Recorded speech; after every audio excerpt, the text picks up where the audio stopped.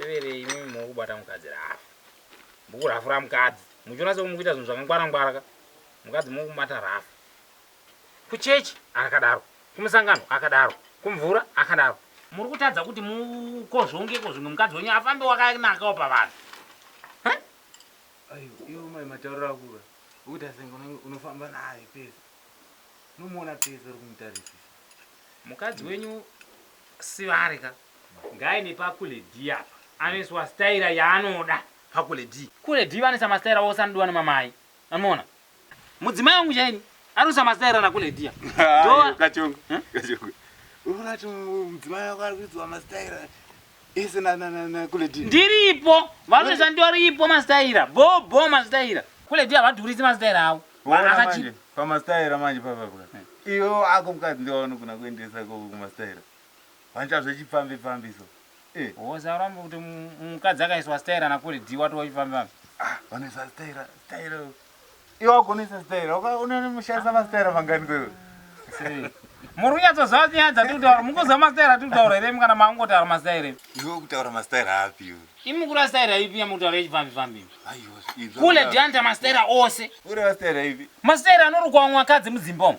Hamusati mamboona kuti kule D vanorwa kana keroti, vanorwa twist, vanorwa kana free hand, kana mabhanzi chaiwo. Kule D vanorwa. Rumba wakada kuti varukwa inenge yekuti amarasta yekuda izvo. Fanaka musoro wenyu uyu waura kuti mutonorwa hositaira futi yekati yemohoku kudai mufanira mohoku vhudzi ringi rakuita mohoku. Aiwa.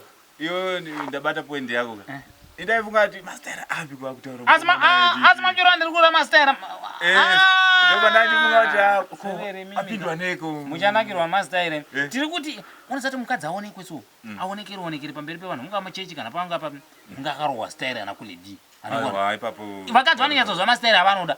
But kule D vanogona kuisa futi mastaira aya.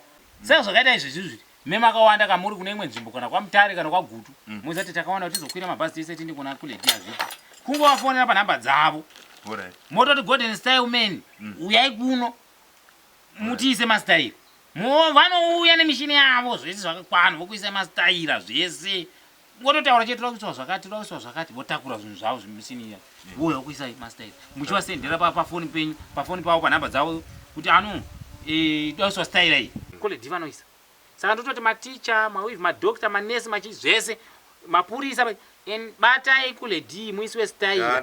Muiswe staira yamunoda.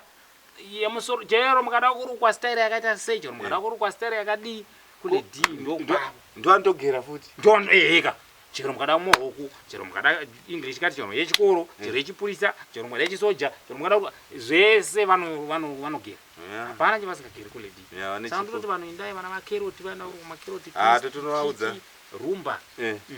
Gero ina kule D. Ndatona itonedzeka kamaistembiso na preview pa village 1 pa Kingston. Tori kwakupitoita sei aiwa. Ngambobata kule D. Apa mazogona kutsanangura because de vanhu vese vanzwa manzuro andaita pakutanga pamairotedzera. Hakuna inda kule staira. Anoendisa mukadzi wokuisa staira. Kuendisa staira. Asi haiko zvoda kunzwisisa ndezvemusoro. Ndezvemusoro kuti aiswe staira. Nganiiswa staira yanoda musoro. Izvozvo. Ungonosvika kwega kutoiswa musaluni makule D muya. Handitika. Munhu otodzoka kanaka.